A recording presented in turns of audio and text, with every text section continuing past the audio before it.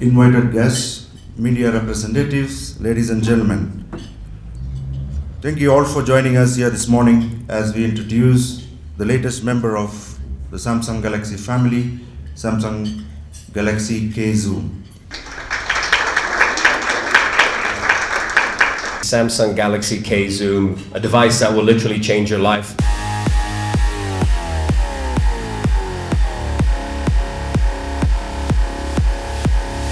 I got this feeling on the summer day when you were gone. I crashed my car into the bridge. I watched, I let it burn. I threw your shit into a bag and pushed it down the stairs. I crashed my car into the bridge. Manoj, great being here today for the launch of your K Zoom. Manoj, just tell us your position at Samsung. My name is Manoj Chankarampat. I'm Director of Internet and Mobile for East and Central Africa for Samsung Electronics. So if we can just, before we go to this launch today, just talk about what's happened. You've been in the slot for about 3 years. I mean, Samsung I see is all over East Africa. Has it been a high impact period that you've had? Yeah, I mean, we are as humble as we can sound. I mean, we started 3 years ago with very low market share, and our principle and our strategy has been very basic, going into the retail, working with the indigenous Kenyan entrepreneurs. At the same time, we're setting up the partnership with the distributors and operators. So this has been a very, very fruitful 3 years for me, and I'm glad that we are now, and we have reached number one position in some segments. Yes. We are performing quite well. Yes. Of course, some of the segments like cameras and all that, we are now a challenger to the Sonys and the Canons and other Yes. people, and we're getting there. Now moving to your K Zoom, I'm obsessed with taking photographs, and we just did a selfie today where I learned it was like a 21 megapixel. Just tell us about the camera. Yeah, so this is I would call it as a smartphone with a specialized camera built Yes. in. So pretty much look and feel of Galaxy S5 with the software and the hardware. But what we have managed to put in is a very clever optical zoom, which comes out when Like that. you enable. And when you go back and you would use it as a phone, it goes back and it's quite slim, and you can carry it around in your jacket pocket or trouser pocket. So it's been a great innovative product. So what we have done also is that we figured out that people take selfies using the front camera. Let's take one. No, this is actually So the selfie on this Yeah. is let's say it's like a low quality, Yes. but we can turn it around and then we can say I go into selfie mode here. Yeah. Hold on a second. So what then happens is it detects the face. Yes. And then takes it. Wow. To take it. Yep. Yeah. So that's basically what. Yes. Maybe do one more time.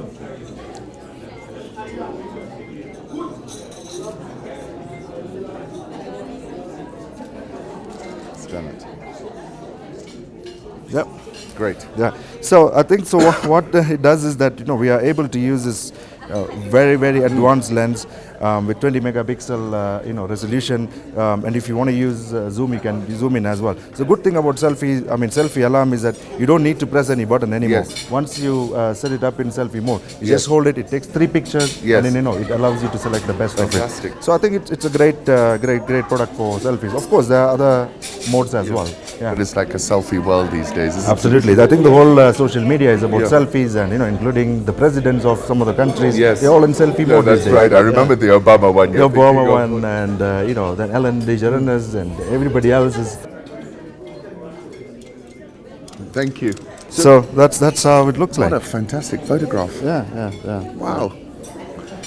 Manoj, what else is going on at Samsung? I mean, what's happening now? There's a lot of buzz around the brand, isn't there? Yeah, so I think what we have done is we've partnered with Safaricom, for example, and a few other operators to actually drive the entry smartphone business into Kenya. So essentially what we have done is we have actually grown the market by ourselves, of course in a partnership with operators. The cost of the internet is coming down. The bundles are quite inexpensive compared to the old days. So I think there's a lot of smartphone users coming up. So we have actually positioned ourselves in the very high segment like Galaxy S5 S25, Yes. for example, K-Zoom. We're also, penetrating into the What entry is the smartphone. entry smartphone price? Yeah, so at the moment, I mean, we can buy a 4-inch screen entry smartphone for 7,000 shillings, which is the Less same. than $100. Less than $100, and it's got the same Galaxy engine. It's the same Android and TouchWiz, the whole bells and whistles coming with the Galaxy product. And at the same time, and it's quite affordable to the youth, the first-time users, perhaps the entry-level workers. So we have tried to place ourselves in all the segment. Of course, there are some new products coming into the mid segment as well. The dual SIM market has grown in Kenya, so we have also gone into, with Galaxy, the dual SIM or duos as we call it, duo segment as well. Apart from that, the other key priority that we are focusing on is on the tablet. So we have had 7-inch tablet and 10-inch tablet Yes. for quite some time now. So now the recent last 3 months or so, we have worked on a new product called Galaxy Note Pro, which is a 12.2-inch screen, which is very, very attractive for the is. business and the people who want a larger screen. And at the moment, I mean, we are all media consumers versus we are not generating so much media. So as media consumers, why would you need a laptop to go around with? You just can carry your tablet and you consume as much data as you want. And of course, I mean, these days, for example, a 12.2 tablet or 10.1 tablet, we also have the entire office suite on it. So you can edit document, you can read document, you can do pretty much everything from your tablet. And then that's now one of the priority areas. So what we also decided is that we're also going to come up with some product called Tab S. This is actually the world's first AMOLED display tablet. It hasn't hit the market yet, but I mean, this is pretty much in. This is an early view, is it? Yeah, this is now we are. These are some of the testing samples that we are looking at. So with the Tab S, I mean, you're going to get the best multimedia experience with the best screen possible in the tablet industry. So I think we're going to change the game once again in terms of tablet business, and of course we are going after the usual suspects in the tablet and the tab business. Manoj, two other questions. We were talking just now, and you were talking about ecosystem, plugging yourself into the ecosystem. You're collaborating with Safaricom. You're using the Android system. Is Samsung a collaborator with, or how would you define your business model? Is it a 21st century? You're looking to collaborate with as many people as possible, or it's not a closed garden, is it? So one of my objectives is to keep the brand as open as possible while working with everybody in the ecosystem. Ecosystem means we want to work with the university student, whether or not they're IT students or non-IT students. So we have a student outreach program whereby we go into the universities and teach people how to do mobile application development, for example. On the other hand, we also collaborate with the likes of iHub, MLab, 88MPH, the communities that are built for the accelerating, the tech space or the Silicon Savannah concept here. So we have worked with them quite successfully as well. But on the other hand, of course, we have to work with the likes of CAK. We have worked with them on counterfeit products, for example. We have done. Is that still a big problem? Yeah, I mean, we face counterfeit in this market, and I think, like I said, in some of the segments, we've been extremely successful. And it's in the smartphone segment. So we started now, seeing counterfeit products coming in from Asian countries. So it's one of the things that we are working with CAK to see how we can, contain this the spread of counterfeit product. Of course, we lose tax revenue, but it's also, in a way, hazardous to the consumers. They don't really know what they're buying. I mean, all they see is that Samsung, logo on it, and they go and buy it. Yes. But in essence, it's not counterfeit. On the other hand, we also internally we have figured out a three-pronged strategy to attack the counterfeit product. One, we offer 2 years warranty for any product that we. Which is remarkable for Africa, isn't it? I think no one else has got such a thing. Absolutely, not yet. So we've learned a lot from the consumer feedback in Africa, consumers and the dealers and the resellers alike. And they said, okay, let's go out with the brand promise that we'll give 2 years warranty, and then we set up our service center to back up our claim. So of course, this is the whole 360 degrees brand support that we're giving. Secondly, we also decided, we will introduce something called e-warranty. So someone can send an SMS with an IME number to a short code and say that, okay, register this phone. And the reply comes back and says, this is a genuine product, it's under warranty. So instantly the consumer also started relating, okay, I bought a product and right at the retail counter, I know whether it is genuine or not. That's number two. Number three, what we have done is we have actually employed a number of consultants, sales consultants or sales people in all our retail outlets. So what we want to do is at the point of sale, we want to import the right education and the right communication to Because the consumer. these are so complicated now, aren't they? People need to be educated. Absolutely, absolutely. So one side is tackling the counterfeit from the consultant's perspective. Secondly, it also gives us an opportunity to demonstrate some of the key benefits that comes out of Galaxy products.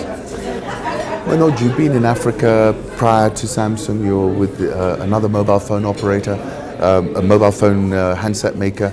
What is different with the African market and the rest of the world? What are your observations on that? Because it's niche, isn't it? It's different.